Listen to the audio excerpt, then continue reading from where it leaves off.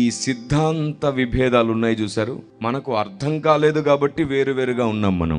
ఒకరోజు ఆత్మదేవుడు మనకు సంపూర్ణ వివేకం ఇస్తాడు. అప్పుడు బుద్ధి కలిగిన సంఘములన్నీ ప్రపంచవ్యాప్తంగా అందరూ ఒక విశ్వాసంలోనికి వస్తారు. బుద్ధి లేని సంఘాలన్నీ దేవుడు వివేచన ఇచ్చినా అంగీకరించకుండా తమ స్వబుద్ధినే వాడుకుంటారు. అప్పుడు మేకలు ఒకవైపు, గొర్రెలు ఒకవైపు సపరేట్ చేయబడతాయి. అది కడవరి వర్షం. ఆత్మదేవుడు సంఘంపైకి చివరిసారిగా అత్యంత బలంగా రాబోతున్న అభిషేక వర్షం అది. ఆ రోజున మన యథార్థత ఏమిటో తెలిపోతుంది. ఆ రోజు మనం వాక్యానికి ఎంత భయపడతామో తెలిసిపోతుంది. మీకు తెలుసా, దేవునికి భయపడడం వేరు, వాక్యానికి భయపడడం వేరు. రెండు ఒకటి కాదు. కొందరు దేవునికి భయపడి చాలా భయముతో భక్తితో ఆచార సాంప్రదాయాలు చేసినట్లు భక్తి చేస్తుంటారు. దేవునికి భయపడి అక్కడికి వెళ్ళకూడదు, ఇక్కడికి వెళ్ళకూడదు, అది చేయకూడదు, ఇలా చేస్తే దేవుడు నా ప్రార్థన వినడు. ఇలాగా దేవునికి భయపడి కొంత జాగ్రత్త పడే వారిని మనం చూస్తాం. నువ్వు దేవునికి భయపడితే ఈ లోకంలో దీవించబడతావు, అందులో ఎలాంటి డౌట్ లేదు. కానీ నువ్వు వాక్యానికి భయపడితే నిత్యత్వమంతా దీవెన పొందుతావు, నిత్యత్వమంతా మహిమ పొందుతావు. దేవునికి స్తోత్రం కలుగును గాక. మన మనస్సాక్షిని వాక్యానికి భయపడేటట్లు సిద్ధపరచుకుందాం చాలు. ఆత్మదేవుడు మన స్నేహితుడైపోతాడు. ఈరోజు ప్రాముఖ్యమైన విషయం మీకు పరిచయం చేస్తాను. మనం దేవునికి స్నేహితులం అవ్వాలి. ముఖ్యంగా ఏం చేస్తే మనం దేవునికి స్నేహితులం అవుతాం? దేవునికి స్నేహితులం అవ్వాలంటే ప్రాసెస్ ఏంటి, పద్ధతి ఏమిటి? మొట్టమొదటి విషయం ఏమిటంటే యోహాను సువార్త 15వ అధ్యాయం 15వ వచనం చూడండి. దాసుడు తన యజమానుడు చేయు దానిని ఎరుగడు గనుక ఇక మిమ్మును దాసులని పిలువక స్నేహితులమని పిలుచుచున్నాము. ఎందుకనగా ఒక్క నిమిషం అక్కడ ఏముందంటే, దేవుడు ఏమంటున్నాడంటే, నేను చేసేదేమిటో మీకు తెలియకపోతే మీరు ఎప్పటికీ దాసులే. మీరెంత పరిశుద్ధులైనా, ఎంత నీతిమంతులైనా, ఎన్ని కృపావరాలు పొందినా, ఎంత అభిషేకం ఉన్నా, ఎన్ని ప్రవచనాలు చెప్పగలిగినా, మీరు చనిపోయిన వారిని లేపగలిగినా, ఆయన చేయనదేమిటో మీకు తెలియకపోతే మీరు దాసులే, స్నేహితులు కాదు. స్నేహం అభిషేకాన్ని బట్టి, కృపావరములను బట్టి, అద్భుతాలను బట్టి కాదు, ఆయన ఉద్దేశములను బట్టి స్నేహం ముడిపడుతుంది. దేవునికి స్తోత్రం కలుగును గాక. ఆయన ఉద్దేశములను బట్టి స్నేహం ముడిపడుతుంది. అందుకే అక్కడ రాయబడింది, దాసుడు యజమానుడు చేసేది తెలుసుకోడు కాబట్టి వాడు దాసుడు. కానీ మీరు నేను చేసేది తెలుసుకోవాలి. నేను మిమ్మల్ని దాసులని పిలవాలనుకోవట్లేదు, స్నేహితులని పిలవాలనుకుంటున్నాను అన్నాడు. అందుకే చూడండి, దేవుని స్నేహితుడైన అబ్రహాముతో ఆయన ఏదియో దాచకుండా చెప్తాడంట. ఆయన తన స్నేహితునితో ఏది దాచడు. ఎప్పుడైనా దేవుడు మీ దగ్గరకు వచ్చి ఆయన ఇష్టంతో మిమ్మల్ని పలకరించి తన హృదయాన్ని పంచుకోవాలనుకున్నాడా? అంత అవకాశం ఎప్పుడైనా ఇచ్చామా మనం? ఎప్పుడు దేవా నాతో మాట్లాడు, ప్రభువా నాతో మాట్లాడు, నాతో మాట్లాడు ప్రభువా అని అడుగుతుంటావు కదా. ఎందుకని దేవుడు నీతో మాట్లాడలేదు? దేవుడు ఎవరితో మాట్లాడతాడో తెలుసా? చెవులు రిక్కించుకొని వినండి. నా ప్రార్థనా గదిలో ఆత్మదేవుని వలన నేను ఏం అనుభవించాను అది మాత్రమే మాట్లాడతాను. దేవుడు ఎవరితో పదే పదే మాట్లాడతాడో తెలుసా? కొందరు అనుకుంటారు ఎక్కువ ఉపవాసాలు చేస్తే మాట్లాడతాడు దేవుడు. కాదు. దేవుడు ఎవరితో ఎక్కువ మాట్లాడాలనుకుంటాడంటే, ఎవరితో మాట్లాడితే తిరిగి ఆయన రాజ్యానికి లాభం జరుగుతుందో వారితో పదే పదే పదే మాట్లాడతాడు ఆయన. దేవునికి స్తోత్రం కలుగును గాక. కానీ నువ్వేం అడుగుతున్నావు? నాకు లాభం కలుగునట్లుగా మాట్లాడమంటున్నావు.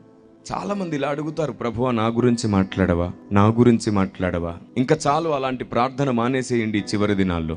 నీ గురించి మాట్లాడడం కాదు. ఒక తమ్ముడు ఇలా అన్నాడు నాతో, అన్నా నా పట్ల దేవుని చిత్తం ఏమిటి? నేనన్నాను నువ్వు దేవుణ్ణి అడుగుమన్నాను. అతను అంటాడు 10 సంవత్సరాల నుంచి అడుగుతున్నా ఇప్పటికీ అర్థం కావట్లేదు అన్నాడు. నేనన్నాను నా పట్ల నీ చిత్తమే, నా పట్ల నీ చిత్తం ఏమిటి, నా పట్ల నీ చిత్తం ఏమిటి, నా పట్ల నీ చిత్తం ఏమిటి అని అడిగే కాలం కాదు బాబు ఇది. సమయం లేదు. సమయం కొంచెమేనని తెలిసి సింహం వలె వాడు గర్జిస్తూ అందరినీ మింగాలని వస్తున్నాడు. ఇది నా పట్ల నీ చిత్తం ఏమిటని అడిగే అంత టైం లేదు ఇప్పుడు భూమి మీద. మరి ఏం అడగాలి? ఏం చేస్తే నీ చిత్తం చెయ్యగలుగుతాను ప్రభువా నాకు బోధించు అని అడగాలి. దేవునికి స్తోత్రం కలుగును గాక. ఏం చేస్తే నీ చిత్తం చెయ్యగలుగుతాం? ఇప్పుడు చెప్పండి, ఏం చేస్తే ఆయన చిత్తం చేయగలుగుతాం అది తెలుసుకుంటే మనం ఆయన చిత్తం చేస్తాం. మనం ఆయన చిత్తం చేస్తే మన బ్రతుకే ఆయన చిత్తం అయిపోతుంది. ఆమేన్. ఇంకా అంతకంటే ధన్యకరమైన జీవితం ఏం కావాలి?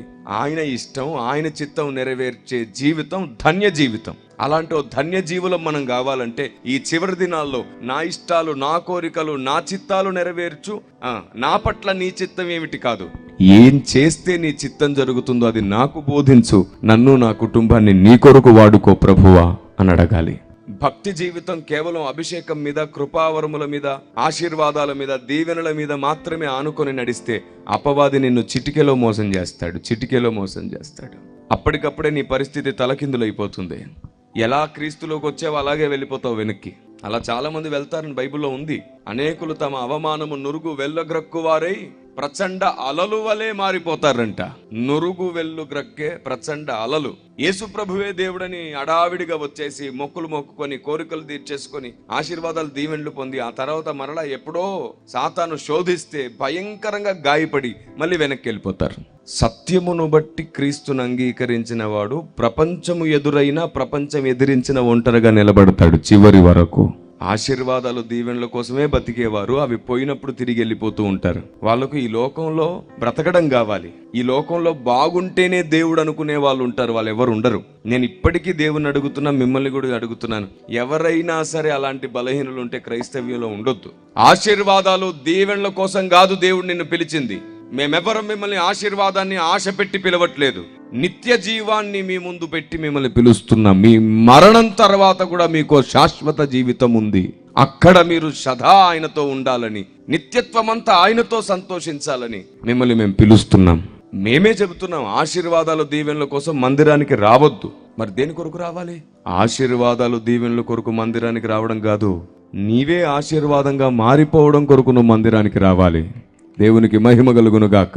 ఎంతకాలం ఆశీర్వాదాల వెంట పరిగెడదని మీరు చెప్పండి. రక్షింపబడ్డ కొత్తలో ఏం తెలియదు మనకు. అప్పుడు రక్షింపబడ్డ 5-6 సంవత్సరాలు మనకు మొక్కులు తీర్చుకోవడం, ఆశీర్వాదాలు పొందడం, అడిగినవి దొరకడమే సంబరంగా ఉంటది. కానీ రక్షించబడ్డ 4-5 సంవత్సరాల తర్వాత మనకు విశ్వాసం అంటే ఏమిటో, భక్తి అంటే ఏమిటో, దేవుడు అంటే ఏమిటో, గ్రంథం అంటే ఏమిటో, భక్తుడు అంటే ఏమిటో అన్ని తెలిసిపోతూ వస్తాయి. అప్పుడు కూడా ఆశీర్వాదాలు దీవెనల కోసం రాకూడదు. నీవే ఆశీర్వాదం అవ్వాలి, నీవే దీవెనగా మారాలి. జీవం కలిగిన సంఘం ఆశీర్వాదాల వెంట పరిగెత్తడం ఏమిటండి? సంఘం వెంటే ఆశీర్వాదాలు పరిగెత్తుకు రావాలి. దేవునికి స్తోత్రం కలుగును గాక. సంఘం వెంటే ఆశీర్వాదాలు రావాలి. అలా రావాలంటే మనం దేవుని ఉద్దేశాల వెంట పరిగెత్తాలి. నేను చెప్తున్నాను, ఇదే ప్రాక్టీస్ మేము చేసాం. 4 రాష్ట్రాలలో ఉన్న WCM సంఘాలు కూడా ఇదే ప్రాక్టీస్ చేస్తున్నాం మేము. ఎన్ని సమస్యలు, ఎన్ని ఒత్తిళ్ళలో, ఎన్ని ఇబ్బందులో, అప్పుల బాధలు కానీ ఉంటాయి కదా సంఘాల్లో, కుటుంబాల్లో ఉండవా? ఎన్ని ఉన్నా సరే WCM సంఘ విశ్వాసులు వారి కోసం, వారి అప్పుల కోసం, వారి సమస్యల కోసం, బాధల కోసం ఏడవడమే మానేశారు. నీకు తెలుసు ప్రభువా ఎప్పుడేం చెయ్యాలో. మేం బ్రతుకుండగానే నీ చిత్తం మాతో చేయించుకో ప్రభువా. నీ ఉద్దేశాలు మాకు బోధించు ప్రభువా. మా బుద్ధి మమ్మల్ని విడిచిపోకముందే మాకు అర్థమవ్వు ప్రభువా. మా వయస్సు మా మీద పడక మునిపే మమ్మల్ని నీ కొరకు వాడుకో ప్రభువా. ఇదే మా చింత, ఇదే మా ప్రార్థన. ఆమేన్. విన్న వాక్యం మళ్ళీ మళ్ళీ మళ్ళీ వినాల్సి వస్తే కూడా వింటాం. ఎందుకో తెలుసా? ఖచ్చితంగా ఆ రోజు ఏదో ఒక పాయింట్ దేవుడు మాకు కొత్తగా అర్థమయ్యేటట్లు చేస్తాడు. ఆదికాండం ఉంది, ఎన్నిసార్లు చదివితే అన్నిసార్లు కొత్తగా అర్థమవుతుంది. కేవలం ఒక ఆదికాండము 2-3 అధ్యాయాల మీద మేము 1.5 సంవత్సరం ధ్యానం చేయాల్సి వచ్చింది. అంత భయంకరమైన సంగతులు ఉన్నాయి. ఇప్పటికీ క్రైస్తవ సమాజానికి తెలియకుండా ఎన్నో సంగతులు బయలుపడ్డాయి. ఆ సంగతులన్నీ నేను గ్రంథాల రూపంలో రాసి సమాజం ముందు పెడుతున్నాను. ఎందుకంటే ఈ మట్టి మనిషి ఎప్పటికైనా మట్టిలో కలిసిపోతాడు, కానీ ఈ మనిషిలో ఉన్న దేవుని ఆలోచన విధానం మట్టిలో కలవకూడదు. ఎప్పుడు ప్రజలతో మాట్లాడుతూనే ఉండాలి. దేవునికి మహిమ కలుగును గాక. ఆమేన్. నిజమే, మనకు చాలా విషయాలు తెలియదు. దేవుని గూర్చిన జ్ఞానం మనకు ఎంత తెలిస్తే మనం అంత త్వరగా దేవుని స్నేహితులం అయిపోతాం. ఈ మాట మీ మనసుకు అర్థమైంది కదా? దేవుని గూర్చిన జ్ఞానం మనకు ఎంత తెలిస్తే మనం అంత త్వరగా దేవుని స్నేహితులం అవుతాం. ఈ ఒక్క విషయం నేర్చుకోవడానికి ఇక్కడికి చాలా మంది వచ్చుంటారు. ఈ ఒక్క పాయింట్ దేవుడు చెప్పడానికి ఈరోజు మిమ్మల్ని ఇక్కడ దాకా తెచ్చుంటాడు. నాకు బాగా దగ్గర అవ్వాలంటే ఎలా అని అనుకున్నావు కదా? నా గురించి ఎక్కువ తెలుసుకుంటే నువ్వు నాకు దగ్గర అయిపోతావు. నా గూర్చిన జ్ఞానం, నా సర్వసత్యం నీకు అర్థమైతే నువ్వు నా హృదయానుసారుడవు, నా హృదయానుసారురాలు అయిపోతావు. బ్రతకడానికి ఏ గమ్యం లేదు, బ్రతకడానికి ఏ మార్గం లేదని చింతించావు కదా? బ్రతకడానికి నేనే నీకో గమ్యాన్ని చూపిస్తున్నాను. నన్ను పూర్తిగా నేర్చుకో, నన్ను పూర్తిగా తెలుసుకో. అందుకు నేను నీకు ఆయుష్నిస్తాను. అందుకు నేను నిన్ను సమస్యల నుంచి విడిపిస్తాను.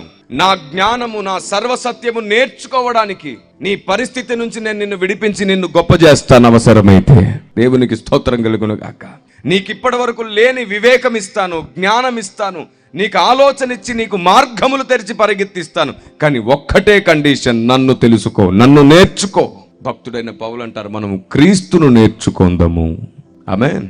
నేను ఎప్పుడో దేవునికి మాట ఇచ్చాను, ఆపదైన, అవమానమైన, నిందలైన, సమస్యలైన, పరిస్థితులేవైనా సొంత వారు వదిలేసిన, నీవు నాకు ఏ సంగతులైతే సంఘానికి చెప్పమని చెప్పావో అవి ప్రపంచానికి అందించేంత వరకు ఆగను, కృంగిపోను, పని చేస్తూనే ఉంటానని ఆయనకు మాట ఇచ్చాను.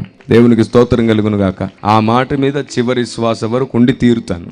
అత్యంత ఉన్నతమైన ఎంపిక పౌలు భక్తునిది. అలాంటి వాడికే తిప్పలు తప్పలేదు. సర్వోత్తమమైన, ఉన్నతమైన, అతి పరిశుద్ధుడు క్రీస్తు. ఆయన భూమి మీదకి వస్తేనే ఆయన్ని ద్వేషించారు. ఏదో వంకబెట్టి, ఏదో కారణాలతో ఆయన్ని తృణీకరించారు. మహానుభావులకు తప్పని మార్గం మనకు ఎలా తప్పుతుంది చెప్పండి? పౌలు నడిచిన మార్గంలో నడిస్తే, క్రీస్తు నడిచిన మార్గంలో నడిస్తే వారికి తగిలిన ప్రతి అనుభవం మనకు తగులుతుంది. వారు లేచినట్లు ప్రతిసారి మనము లేస్తాం. దేవునికి స్తోత్రం కలుగునుగాక. ఆమేన్. భక్తి జీవితం, సేవా జీవితం సాఫీగా వెళ్ళాలి. ఏ గాయం ఉండకూడదంటే కింద ఎవరికి కనబడకుండా గ్రౌండ్ లెవెల్లో పనిచేసుకో, ఏ గాయం తగలదు. కానీ వెలుగుగా స్తంభం మీద ఉండాల్సి వస్తే ప్రతి గాయాన్ని ఎదుర్కోవడానికి సిద్ధపడాల్సి వస్తుంది. నువ్వు గొప్పగా ఎదగాలంటే, గొప్ప గొప్ప శోధనలు, సమస్యలు ఎదుర్కోవడానికి నీకు ధైర్యం ఉంటే అప్పుడు ఆ ప్రార్థన చేయి, నన్ను గొప్పగా వాడుకో. కొందరు ఉంటారు దేవుని కొరకు గొప్పగా వాడబడాలనుకుంటారు కానీ గొప్ప గొప్ప సమస్యలు ఎదుర్కోలేరు. ఎంత చెట్టుకు నువ్వు గొప్ప పెద్ద చెట్టు అయితే గాలి కూడా నీకు పెద్దగా తగులుతుంది. మీరు చెప్పండి, ఓ పెద్ద గాలి వస్తే చిన్న కొమ్మ ఎగిరిపోతుందా? ఎగిరిపోదు. అవసరమైతే వంగి మళ్ళీ నిలబడేది. పెద్ద పెద్ద గాలులు వచ్చినప్పుడు ఏం విరిగి పడిపోతుంటాయి? పెద్ద పెద్ద చెట్లు విరిగి పడిపోతూ ఉంటాయి. కాబట్టి ఎంత చెట్టుకు అంతే గాలి ఉంటుంది. నీ భక్తిలో నువ్వు ఎంత ఎదుగుతూ ఉంటావో అంత భీకరమైన సమస్యలు నిన్ను మింగేయడానికి సాతాను అన్ని రకాల ప్రయత్నాలు చేస్తాడు. ఒక్కటి మర్చిపోకు, నీ మనస్సాక్షి క్రీస్తుతో జతపడుందా? ఆయన ముందు నువ్వు నిర్దోషిగా సరిగ్గానే ఉన్నావా? ఆయన చెప్పిన ఆలోచనను నెరవేర్చగలుగుతున్నావా? ఆయనతో నీ బంధం సరిగ్గా ఉంటే లోకం ఎదిరించినా సరే ధైర్యంగా నిలబడు. అదే చోట తిరిగి నీ తలెత్తడానికి ఆయన ఆలస్యం చేయడు. దేవునికి స్తోత్రం కలుగును గాక. ఆమేన్. ఈ చివరి దినాలలో మన జీవితానికి అత్యంత ప్రాముఖ్యమైనది ఆయన్ని తెలుసుకోవడమే. ఒకటి చెప్తాను, ఈరోజు ఆశీర్వదించబడ్డావు, ప్రవచనం పొందావు, వాగ్దానం పొందావు, దీవెనలు పొందావు, రేపే చచ్చిపోయావు. ఏంటి లాభం నీకు? ఏ లాభం లేదు. కానీ ఈ రోజు దేవుని గూర్చి ఒక కొత్త సంగతి నేర్చుకున్నావు. దేవునికి ఇంకా బాగా అర్థమయ్యాడు. దేవుని ఆలోచన నీకు అర్థమైపోయింది. నువ్వు చాలా ఆనందంతో సంతోషపడ్డావు. రేపు చనిపోయినా సరే నీ మహిమ పెరుగుతుంది పరలోకంలో, నీ స్థాయి పెరుగుతుంది పరలోకంలో. అంత ఉన్నతమైనది దేవుని వాక్కు. మీకు తెలుసా, అన్ని నామముల కంటే పైనామం ఎవరిది? అయితే మీకు మాట చెప్పనా, ఆయనకి ఎన్ని నామాలు ఉన్నాయో అన్ని నామముల కంటే పైగా వాక్యం ఉంది. ఆమేన్. ఆయనకి ఎన్ని నామాలు ఉన్నాయో అన్ని నామముల కంటే పైగా వాక్యమే ఉంది. ఈ మాట ఎక్కడుంది బైబిల్లో?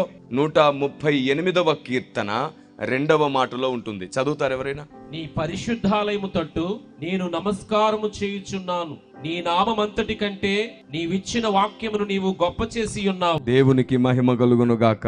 ఆమేన్. ఆయన నామం అంతటి కంటే వాక్యము గొప్ప చేయబడి ఉంది. ఆ వాక్యము, ఆ నామం అంతటి కంటే పైనున్న వాక్యము దేవుడు తీసి నీకు పంచిస్తే నీవు కూడా పరలోకంలో గొప్ప చేయబడతావు. ఆమేన్. దేవునికి స్తోత్రం కలుగును గాక. ఈ చివరి దినాల్లో కావాల్సింది అది. సరే, అసలు వాక్యానికి మేమేం దూరంగా లేము సార్, చాలా దగ్గరగానే ఉన్నాం అంటారేమో. 25 సంవత్సరాల సీనియారిటీ సార్ మాకు. మా తాతలు, ముత్తాతలు, మా నాన్న, మేము అందరము క్రైస్తవులమే కావచ్చు. అసలు దేవుడు అర్థమయ్యాడని అర్థం కావడం ఏమిటి సార్? బైబుల్ కంటత కావచ్చు. దేవుడు అర్థమయ్యాడా? అదేమిటి సార్, మాకు బైబుల్లో అన్ని విషయాలు తెలుసు కావచ్చు. నీకు అసలు దేవుడు అర్థమయ్యాడా? అదేమిటి సార్, మళ్ళీ అదే మాట అంటారు. మేము పెద్ద పెద్ద సేవకుల దగ్గర ఉన్నాం, 100 ప్రసంగాలు విన్నాం కావచ్చు. నీకు దేవుడు అర్థమయ్యాడా? అంటే ఇన్ని చెప్పినా కానీ దేవుడు అర్థం కాడా? అదే అర్థమయ్యాడా? అయితే 4 ప్రశ్నలు మీ ముందు ఉంచుతాను, ఒకసారి ఆలోచించండి. ప్రపంచవ్యాప్తంగా యుద్ధాలు, భూకంపాలు సంభవిస్తున్నాయి. ఆ యుద్ధాలు, భూకంపాలలో పెద్ద పెద్ద భవనాలు కూలిపోతూ ఉంటాయి. ఆ యుద్ధాలలో చిన్న చిన్న పిల్లలు, అమాయకులు కూడా చనిపోతూ ఉంటారు. అవునా కాదా? ఇప్పుడు నా ప్రశ్న, ఈ యుద్ధాలు రాకముందు, భూకంపాలు రాకముందు, ఒక్కరోజు ముందు దేవునికి తెలుసు కదా, ఆయన భవిష్యత్ ఎరిగిన వాడు. ఎందుకు ఈ అమాయకులను, చిన్న పిల్లల్ని తప్పించట్లేదు? ఆయన ఎందుకు మరణానికి అప్పగించేస్తున్నాడు? కారణం ఏమిటి? ఏదో బలమైన కారణం లేకుండా ఆయన ఆ పని చేయడుగా. ఏమిటా కారణం? సంఘానికి తెలియదు. మీరు చెప్పండి, దేవుడు చిటికేసేంత టైంలో సాతాన్ని బంధించగలడా లేదా? ఇలా చిటికేసే సమయంలో సాతాన్ని బంధించగలడా? ఎందుకు బంధించట్లేదు? ఏమిటా కారణం? సంఘానికి తెలియదు.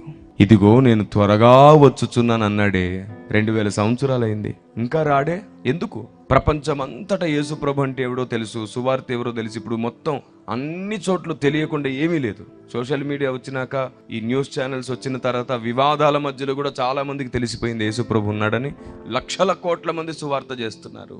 అసలు యేసు ప్రభుని ఒప్పుకోని వాళ్ళు ఎక్కువ మంది ఉన్నారు, తెలియని వాళ్ళు లేరు. మళ్ళీ ఈ విషయం అవగాహనకు తీసుకొస్తున్నాను నేను. అరబ్ కంట్రీస్ తో సహా వారికి యేసు ప్రభు ఎవరో తెలుసు, ఒప్పుకోలేదు ఆయనే రక్షకుడని, అంతే. ప్రపంచం మొత్తానికి తెలుసు యేసు ప్రభుని గురించి, కానీ ఆయనే దేవుడు అనే విషయం ఇంకా వారికి అర్థం కాలేదు. అదొక్కటే మిగిలిపోయింది. ఈ అవగాహన కోసం మళ్ళీ చెప్తున్నాను, ప్రపంచమంతటికి యేసు ప్రభు అనే దేవుడు ఉన్నాడని తెలుసు, ఆయన సిలువలో మరణించాడని తెలుసు, ఆయన తిరిగి లేచాడనే వార్త కూడా మనం నమ్ముతున్నామని వాళ్ళకు తెలుసు, ఆయన రెండవ రాకడ వస్తుంది అని తెలుసు. మరి తెలియనిదేమిటి? ఆయన మాత్రమే దేవుడు అనే విషయం ఇంకా అర్థం కాలేదు. ఇప్పుడు చెప్పండి, సువార్తికుడు వెళ్ళి యేసు ప్రభువే దేవుడు అని చెప్పడానికి వెళ్ళాలా? అదేనా సువార్త? ఎంత విచిత్రమైన ఆలోచన విధానం చూడండి. యేసు దేవుడు అని నువ్వు చెప్పడం కాదు, అసలు యేసు మాత్రమే ఎందుకు దేవుడో చెప్పడానికి బయలుదేరాలి సువార్తికుడు. దేవునికి స్తోత్రం కలుగును గాక. చాలా గంభీరమైన భీకరమైన ఐడియాలజీ కోసం మేము పోరాడుతున్నాం. ఈ ప్రపంచానికి అత్యవసరమైన ఆలోచన విధానం కోసం పోరాడుతున్నాం. ఎన్నో రాత్రులు ప్రార్థనలో మోకరిస్తే చాలు కన్నీళ్ళు ఆగట్లేదు మాకు. ఎందుకంటే ఈరోజు జ్ఞానులు, అభిషక్తులు, మహానుభావులు, ఎందరో గొప్ప గొప్ప సేవకులు ఉన్నారు. ఎందుకు అర్థం కావట్లేదు దేవుని ఆలోచన విధానం? ఎందుకు అందట్లేదు వారికి? ఎందుకని అందితే ఆ పని కోసం ఎందుకు వెళ్ళట్లేదు?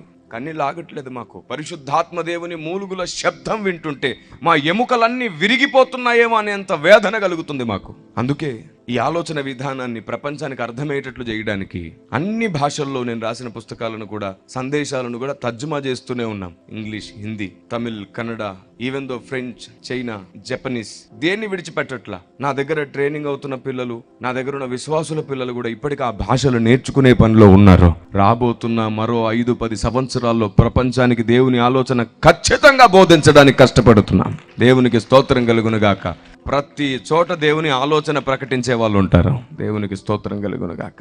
బ్రతికితే ఆయన కొరకు అలాగే బతుకుదాం. ఎన్ని రాళ్ళైనా మీద పడనివ్వండి, 10,000 మంది పడ్డా, 1000 మంది పడ్డా ఏం భయం లేదు. ఆయన మన పక్షాన ఉన్నంత వరకు మనం నిలబడే ఉంటాం.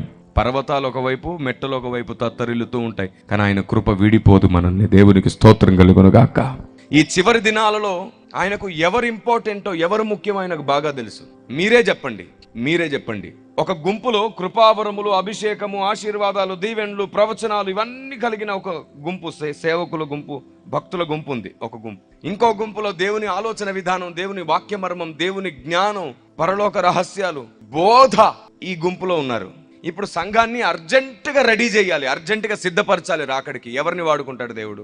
మొదటి గుంపులో ఉన్న అద్భుతాలు, ఆశ్చర్యాలు, సూచక క్రియలు ఇవన్నీ చేసే వాళ్ళన, దేవుని జ్ఞానం, దేవుని ఆలోచన చెప్పి బోధించేవారిన ఎవరిని వాడుకుంటాడు అర్జెంటుగా? సంఘాన్ని రెడీ చేయాలంటే ఎవరు కావాలి? వెంటనే కదా. కానీ మనం ఎవరి వెంట పరిగెడతాం? ఈ మొదటి గుంపు వెంట పరిగెడతాం. మీకు విషయం చెప్పనా, దేవుని ఆలోచన వెంట పరిగెడితే దేవుడు వీళ్ళను కూడా తీసుకొచ్చి ఇక్కడే వాడుకుంటాడు. అప్పుడు అందరం కలిసి కొరంది సంఘంలాగా దేవుని చిత్తం చేయొచ్చు, వాడబడొచ్చు. దేవునికి స్తోత్రం కలుగును గాక. వాక్యం చెప్పేవాడొకడు, ప్రవచించేవాడొకడు, స్వస్థపరిచేవాడొకడు, భాషలకు అర్థం చెప్పేవాడొకడు, అలా అందరం ఒకే చోట ఉండొచ్చు. దేవుని ఆలోచన విధానం ఒకటి భూమి మీద ప్రత్యక్షపరచబడుతుందని, దాని కొరకే అందరం కష్టపడితే దేవుని చిత్తం నెరవేరుతుందనే స్పృహ పోయింది. దాన్ని కలిగించడానికి కష్టపడుతుంది WCM. ఆమేన్. ఇది మా దర్శనం, ఇది మనందరి దర్శనం. వాస్తవానికి ఇది మన దర్శనం అని చెప్పడానికి పరిగెడుతున్నాం. మనకు చాలా విషయాలు తెలియకుండా మిగిలిపోయాయి. మీరు చెప్పండి, పరలోక రాజ్యంలో ఆకలి దప్పులు ఉంటాయా? బైబిల్లో ఏముంది? ఉండదనే కదా ఉంది. పరలోక రాజ్యంలో ఆకలి దప్పులు లేకపోతే దేవదూతల ఆహారం ఎందుకుంది? దేవదూతల ధాన్యం ఎందుకు పండుతుంది? చెప్పండి. పరలోకంలో వృక్షాలు, ఫలాలు ఎందుకు ఫలిస్తున్నాయి? ఆకలి దప్పులు లేకపోతే పెళ్లి విందు ఎందుకు ఉంటుంది? సెలయేర్లు ఎందుకు పారుతున్నాయి? తెలీదు మనకి. ఆకలి దప్పులు ఉన్నావన్నది మాత్రం తెలుసు, కానీ ఇవన్నీ ఎందుకు ఉన్నాయో తెలియదు. చాలా మంది సేవకులు హార్ట్ స్ట్రోక్తో, కిడ్నీ ఫెయిల్యూర్స్తో, రకరకాల సమస్యలతో, యాక్సిడెంట్లో చనిపోతున్నారే. మరి ప్రమాదమును తప్పించుట యెహోవా వశమైనప్పుడు వారిని ఎందుకు కాపాడట్లేదు? తెలియదు. అవును, ఎంతమంది పుట్టి నరకానికి వెళ్తారో పుట్టక ముందే దేవునికి తెలుసా తెలీదా? ఎంతమంది పుట్టి నరకానికి వెళ్తారో పుట్టక ముందే దేవునికి తెలిసినప్పుడు ఆ నరకానికి వెళ్ళే వారిని ఎందుకు పుట్టిస్తున్నట్టు? ఏంటా కారణం? సంఘానికి తెలియదు. ఇలా తెలియదు తెలియదు తెలియదు తెలియదు అని చెప్పాల్సి వస్తే 10,000 సంగతులు ఇప్పటికీ సంఘానికి తెలియదు. మరి ఏం తెలుసు?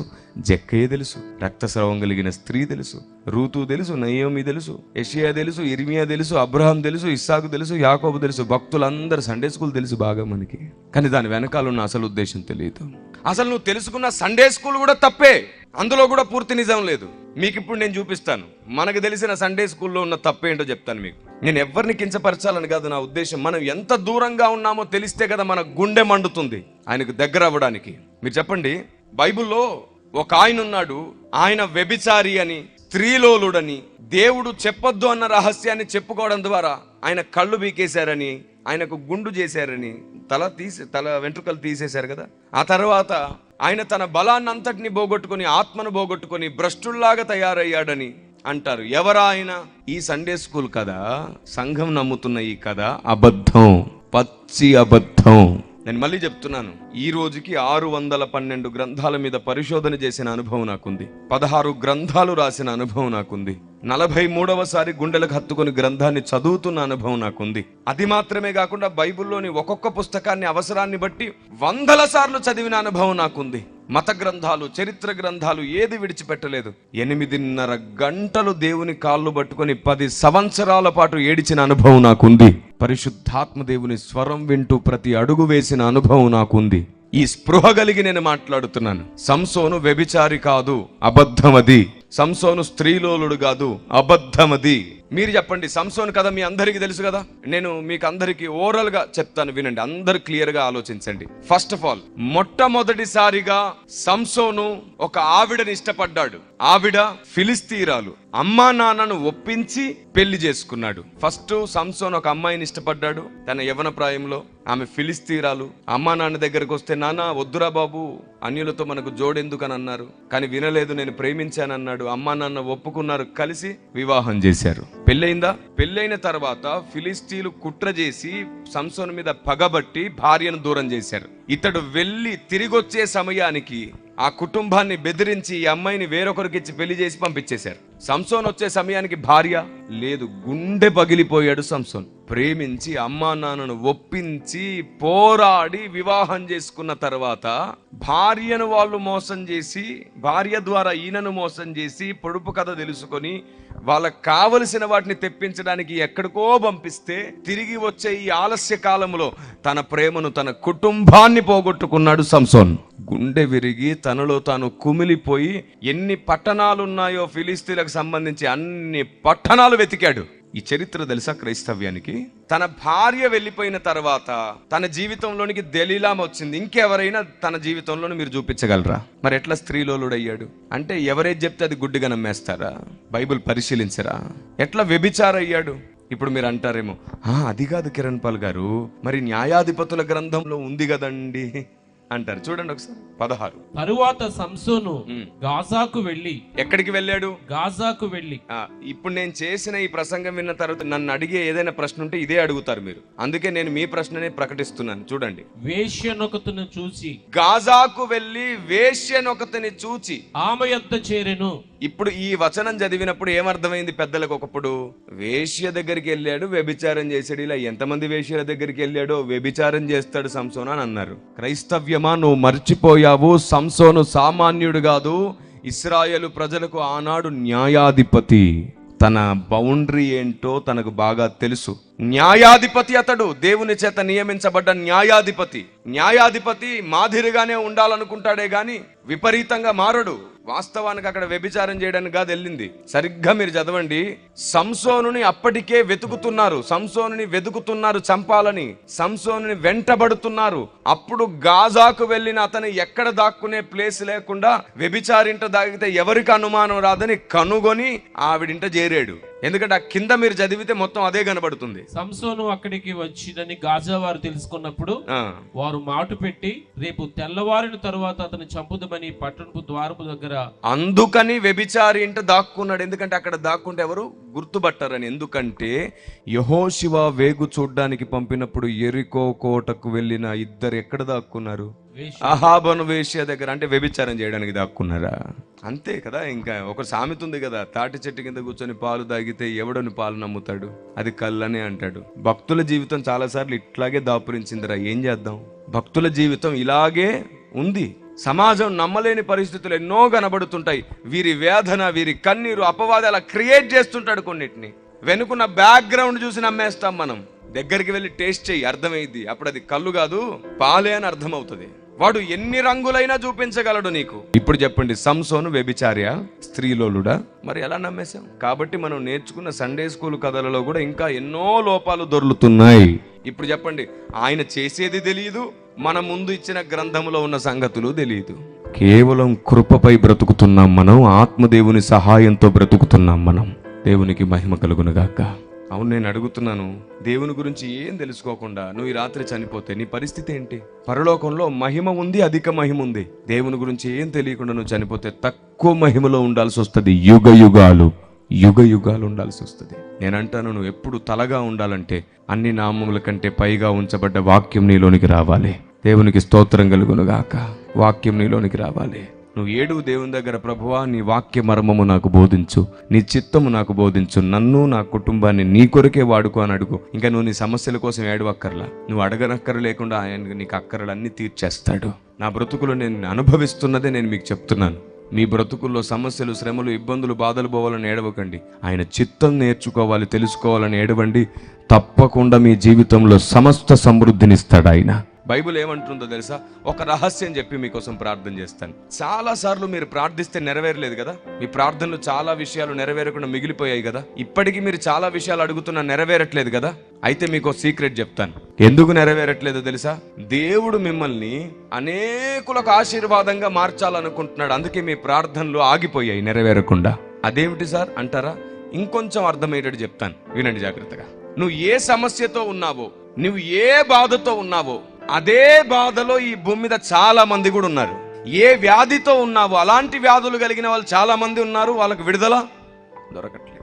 నీవు నీ కోసం ఏడవడం మానేసి నీలాగే బాధపడుతున్న వాళ్ళ కోసం ఏడవడం ప్రారంభించు. మళ్ళీ చెప్తున్నాను, నీవు నీ కోసం ఏడవడం మానేసి నీలాగే బాధపడుతున్న వాళ్ళ కోసం ఏడవడం ప్రారంభించు. నీ జ్ఞాపక శక్తి లేదా, తెలివి లేదా, లేదా ఏం చేయాలో అర్థం కావట్లేదా, వ్యాపారం చేస్తే ఫెయిల్ అయిపోతున్నావా, గర్భఫలం లేదా, ఏది కావచ్చు, నీలాగే బాధపడుతున్న వారు ఈ భూమి మీద చాలా మంది ఉన్నారు.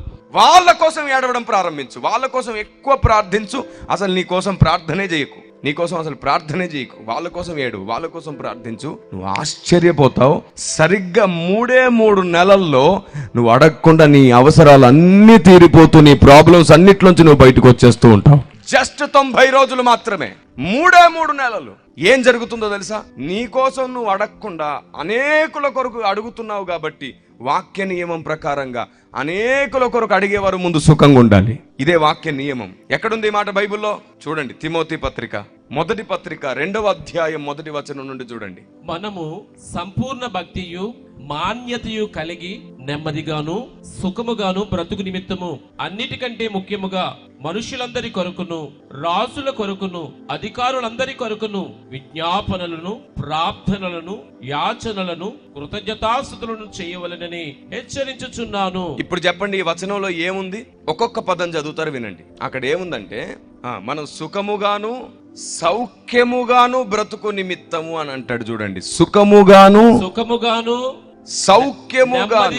Praise the Lord, praise the Lord. సుఖము, నెమ్మది, సౌఖ్యము, ఈ 3 నీకు దొరకాలంటే ఏం చేయాలంట? నీ గురించి ఏడవకూడదంట. ఫస్ట్ ప్రజలందరి కొరకు, ప్రధానుల కొరకు, రాజుల కొరకు, అందరి కొరకు ముందు ప్రేయర్ చేస్తే, ఇలా అందరి కొరకు ప్రార్థించి ఏడ్చి బతిమాలే వాళ్ళు సుఖంగా, సౌఖ్యంగా, నెమ్మదిగా ఉంటారంట. ఇదే నా గ్రంథం బోధిస్తున్న రహస్యం. దేవునికి స్తోత్రం కలుగును గాక. మీకోసం మీరు ఏడిస్తే అట్లాగే ఏడుస్తారు. మీ గర్భఫలం అని ఏడిచారు, రావట్లేదా? నీలా బాధపడే వాళ్ళ కోసం నువ్వు బాధపడు. నీ గురించి అడగడం మానేసి, నా దేవుడు మొదట నీ అక్కర తీరుస్తాడు. ఎందుకంటే నీ ప్రార్థన వల్ల వారందరూ దీవించబడుతున్నారు. నీ ప్రార్థన వల్ల వారి బ్రతుకులు మారుతున్నాయి. నీ ప్రార్థన వల్ల వారు దేవుని దీవెన దగ్గర నుంచి పొందుతున్నారు. నీ వల్ల అంతమంది మేలు పొందుతుంటే నువ్వు మరి నిశ్చయంగా మేలు పొందాలి. అదే లేఖన సత్యం. దేవునికి స్తోత్రం కలుగును గాక. ఆమేన్. నేను ఏం చెప్తున్నానంటే, మీకు ఏమేం సమస్యలు ఉన్నాయో అవి ఎందుకు నెరవేరట్లేదంటే, దేవుడు నీకు మంచి అవకాశం ఇస్తున్నాడు. అనేకుల కొరకు నీ ప్రార్థన వలన మేలు జరగాలని దేవుడు నిర్ణయించాడు. నీ ప్రార్థన 100 మందికి మేలు చేయబోతుంది. గాయపడిన నీ హృదయానికంటే కూడా ఆ బరువు ఎలా ఉంటుందో ఎవరికి తెలియదు. గాయపడి కన్నీళ్లతో ఉన్న నీ హృదయానికే తెలుసు ఆ అనుభవం ఎలా ఉంటుందో, ఆ బాధ ఎలా ఉంటుందో. వాళ్ళ కోసం ప్రార్థించడానికి నీకంటే సూటబుల్ ఇంకొకరు దొరకరు. అందుకే దేవుడు కొందరిని విరిగి నలగొడుతున్నాడు. అందుకే దేవుడు కొందరిని ఇబ్బంది పడుతున్నా చూస్తున్నాడు. ఎందుకంటే మనం అనేకుల కొరకు ఏడవాలి, ప్రార్థించాలని ఈ వాక్యం పెట్టాడు. మరి సంఘానికి ఎందుకు ఈ సంగతి ముందు నుంచి అర్థం కావట్లేదు? ఎందుకంటే నీకు నచ్చింది అడగడానికి మందిరానికి వస్తావు, బాధతో దిగులుతో నీకు నచ్చిందే వినాలనుకుని కూర్చుంటావు. మేము ఎంత గొప్ప విషయాలు చెప్దామన్నా నీ లోపలికి వెళ్ళవు. ఎందుకంటే నీకు ఓదార్పు కావాలి. ప్రతి ఆదివారం మా పని ఓదార్పు యాత్రే. వింతేంటో తెలుసా? మిమ్మల్ని ఓదార్చి మేము ఆరిపోతున్నాం, మీరు వెలగట్లా. ఇది సమస్య. అందుకే మందిరానికి వచ్చేటప్పుడు నా గురించి మాట్లాడని అడగడమే మానేసేయండి. తప్పు ప్రార్థన అది. ఈ చివరి దినాల్లో నా గురించి మాట్లాడు కాదు, మీరేం మాట్లాడితే అది వింటాను ప్రభువా, మాట్లాడండి అని అడగండి. ప్రతి సేవకుడు మోగుతాడు బూరలాగా, ప్రతి సేవకుడు మోగుతాడు. ఆత్మదేవుడు పైనుండి జ్ఞానం ఇచ్చి అందరిని వాడుకుంటాడు. అప్పుడు సంఘానికి ఆకలి లేదు. ఆకలి లేని వాళ్ళ కోసం మటన్ దమ్ బిర్యానీ చేస్తే పాడైపోదు, అవునా కదా? ఆకలి లేని వాడికి పాలిస్తే గుట్టుక్కుమని తాగేసి వెళ్ళిపోతాడు, కానీ బిర్యానీ పెడితే తింటాడా? నీకు అసలు ఈరోజు ఆకలే లేదు. నీతిని గూర్చిన ఆకలి దప్పుల గలవారు ధన్యులు. అందుకే అంటాడు, మొదట నా నీతిని. అసలు దాని గురించి ఆకలే లేదు మనకి. ఇక్కడ బతికేయాలి, ఇల్లులు కట్టుకోవాలి, స్థలాలు కట్టుకోవాలి, ప్రమోషన్లు రావాలి, ఇంకేమిటది వీసాలు రావాలి, ఫ్లైట్ ఎక్కాలి, అక్కడికి వెళ్ళాలి. అరే నేను దేశం దాటి గొప్పగా బతుకుతున్నానని చెప్పుకోవాలి. ఇవే ప్రార్థనలు, ఇవే ఏడుపులు. చూడండి, మీ బాధలు, మీ పరిస్థితులన్నింటినీ అర్థం చేసుకున్న స్థాయి నుంచి దేవుడు మమ్మల్ని తీసుకొచ్చాడు. కాలినడకన సేవ చేసిన అనుభవం ఉంది, పల్లెల్లో సేవ చేసిన అనుభవం ఉంది, కొండల్లో సేవ చేసిన అనుభవం ఉంది, తాండాల్లో సేవ చేసిన అనుభవం ఉంది, లారీల్లో, ట్రాక్టర్స్లో, ఎద్దుల బండిల్లో, ట్రైన్లో మెట్ల మీద కూర్చొని ప్రయాణం చేసిన అనుభవాలు ఉన్నాయి మా ప్రారంభంలో. అలాంటి భయంకరమైన ప్రతి చోట అడుగుపెట్టి దేవుడు అన్నాడు, ఇంకా చాలు, 40 సంవత్సరాలు మోషే, ఇంకా ఎడారిలో అరణ్యంలో చాలు, నేను నిన్ను సిద్ధపరుస్తాను రా, ఇప్పుడు నేను నాయకునిగా నిలబెడతానని తీసుకొచ్చి అప్పుడు పెట్టాడన్నమాట నన్ను పైన. దేవునికి స్తోత్రం కలుగును గాక. ఊరికే ఈ స్థాయికి రాలేదు. మేము కన్నీళ్లను ఆహారంగా తీసుకుంటూ ఈ స్థాయికి వచ్చాం. ఈరోజు ప్రపంచానికి వెలుగును, దేవుని ఆలోచన విధానాన్ని పంచే ప్లేస్ లో పెట్టాడు దేవుడు. ప్రపంచానికి కావలసిన సందేశాన్ని నోట్లో పెట్టాడు. నీ నోట నా మాటలు ఉంచి ఉన్నానన్నాడు. ఇది ప్రపంచానికి కావలసింది. ఇప్పటికీ ప్రపంచానికి అర్థం కాకుండా మిగిలిపోయిన సంగతులు బోధించుటకు దేవునికి స్తోత్రం కలుగునుగాక. మనం అనేక సార్లు ప్రార్థన చేస్తాం. మనం ప్రార్థిస్తే పరలోకంలో ఉన్నవి బంధించబడతాయి, విప్పబడతాయి, ఈ లోకంలో బంధించబడతాయి, విప్పబడతాయి. కానీ ఏం బంధించాలి, ఏం విప్పాలో సంఘానికి తెలియదు. ఇదిగో ఈ పుస్తకంలో ఉంది, దీని పేరు విశ్వ న్యాయస్థానం. ఇది మల్టీ కవర్ పేపర్తో ప్రింట్ చేసాం. అంటే ఏ వాక్య మర్మములు ఉన్నాయో వాటికి అనుకూలంగా ఇందులో బొమ్మలు కూడా ఉంచాం. ఎందుకు ఇలా ఉంచామంటే, మొన్న కరోనా వచ్చిన తర్వాత మనందరికీ సైడ్ ఎఫెక్ట్గా 11,000 మొలవడం స్టార్ట్ అయింది. 11,000 మీరు చూసుకోండి. మీ ఎడమ చేతి బొటన వేలు కింద చిన్నగా 11,000 మొలుస్తుంది చూడండి. అయ్యయ్యో, చూసుకుంటున్నారు చూడండి, నిజంగానే చూసుకుంటున్నారు. నేను చెప్తుంది దీని గురించి. ఇది ప్రస్తుతం మన చేతిలో ఒక వేలులాగా అయిపోయింది కదా. ఇది లేకుండా పని అవ్వట్లా. అన్ని పనులు దీంతోనే అయిపోతున్నాయి. ఇప్పుడు ఇది చాలా ఇంపార్టెంట్ అయిపోయింది. ప్రతిదానికి వాక్యం ఇందులోనే చదువుతున్నాం, వాక్యం ఇందులోనే వింటున్నాం. ఇంకా సోషల్ మీడియా కరోనా వచ్చిన తర్వాత విపరీతంగా అలవాటు అయిపోయింది. ఒక్కసారి స్టార్ట్ అయితే వెళ్తానే ఉంటుంది ఇంక పైకి కదా, పైకి ఇంకా ఆగదు, ఇంకా పైకి వెళ్తానే ఉంటుంది. సో ఇది మనకి ఇలా అలవాటు అయిపోయి బుక్స్ చదవడం అనడం ఇంట్రెస్ట్ పోయింది అందరికీ. అందుకే బైబిల్ చదవలేకపోతున్నారు. ఆడియో బైబిల్ ఉందా అన్నయ్య అని అడుగుతున్నారు. కార్లో వెళ్ళేటప్పుడు, బైక్ మీద వెళ్ళేటప్పుడు వినడానికైతే ఓకే, ఎందుకంటే కదులుతున్నప్పుడు చదవలేం కాబట్టి. అందుకే మేము ఆలోచన చేసాం, లేదు చిన్నలకైనా పెద్దలకైనా అందరికీ చూసి చదవడం అలవాటే. ఇప్పటికీ సైకాలజీ ఏమిటంటే, మానవ సైకాలజీ, ఏదైనా చూస్తూ చదివేస్తాం. ఇంతకుముందు సేవకులు చెప్పారు కదా, వినడం కంటే చూస్తే బాగా అర్థం, అలాగన్నమాట. అందుకని మేము ఏం చేసాం, చెప్పే వాక్యాన్ని చూపిద్దామని ప్రతి పేజీలో దానికి అనుకూలమైనటువంటి వాక్యమర్మం ఏది చెప్తున్నామో దానికి అనుకూలమైన ఓ పిక్చర్ ఇందులో పెడుతూ వచ్చామన్నమాట. మీరు చదివేది ఈజీగా ఇందులో కనబడేటట్లు. Praise the lord. నా పుస్తకాలన్నీ ప్రస్తుతం మొత్తం ఇదే ఫార్మెట్లో ఉన్నాయి. ఇదే విధంగా మొత్తం కలర్ ప్రింట్తోనే ఉంటాయి. ప్రతి పుస్తకం ఇలాగే ఉంది ప్రస్తుతం. ఈ పుస్తకంలో దేవుడు ఎలా బంధిస్తాడు, ఏం విప్పుతాడు, మనం ఎలా బంధించాలి, మన ప్రార్థన శక్తిగా మారాలంటే, మన ప్రార్థన పరలోకంలో ఉన్న వాటిని బంధించి విప్పాలంటే ఏం నేర్చుకోవాలో ఈ పుస్తకంలో ఉంది. ఇది అర్థమైతే మీ ప్రార్థనా గది భగ్గున మండి తీరుతుంది.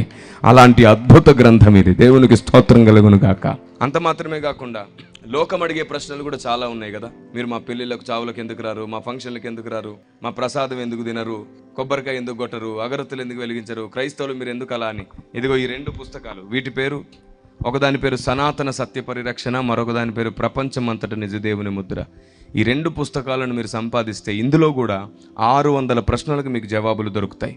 అంత మాత్రమే కాకుండా దేవుడు సమీపించడానికి తేజస్సులో ఉన్నాడు, అదృశ్యుడిగా ఉన్నాడు. ఇప్పటివరకు దేవదూతలు కూడా ఆయన్ని చూడలేదు. మరి మనం ఎప్పటికైనా ఆయన్ని చూడగలుగుతామా? వాళ్ళు రెక్కలు అడ్డు పెట్టుకొని స్తుతిస్తున్నారు. మనం ఎప్పుడైనా ఆ వెలుగులో ఉన్న దేవుని చూస్తామా? చూస్తే ఎలాంటి నియమంతో చూస్తాం?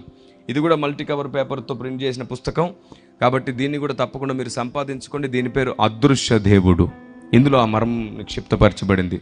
ఈ సంగతుల వలన నేను ఛాలెంజ్ చేస్తున్నాను, సాతాన్ మీ బ్రతుకు మీద అధికారం చేయడానికి భయపడిపోతాడు. ఈ సంగతుల వలన మీ ఆలోచన విధానంలో కొత్త అధ్యాయం ప్రారంభమవుతుంది. ఈ సంగతుల వలన మీరు గ్రంథాన్ని ప్రాణంగా ప్రేమించడం అలవాటు చేసుకుంటారు. అలాంటి ఆత్మీయ ఉన్నత అంతస్తు మీ జీవితంలో కలుగునుగాక. సర్వే జన సుఖినో భవంతు. సమాజ శ్రేయస్సు కొరకు, సమాజ ఆలోచన విధానం మార్పు కొరకు, మా లేటెస్ట్ అప్డేట్స్ అన్నిటిని మీరు పొందుకోవడం కొరకు WCM టీవీ గుడివాడ సబ్స్క్రైబ్ చేసుకోవడం మర్చిపోకండి. లైక్ చేయండి. మీ విలువైన ప్రశ్నలను, ఫీడ్బ్యాక్స్ని అందజేయండి. బెల్ ఐకాన్ని ప్రెస్ చేయడం మర్చిపోకండి.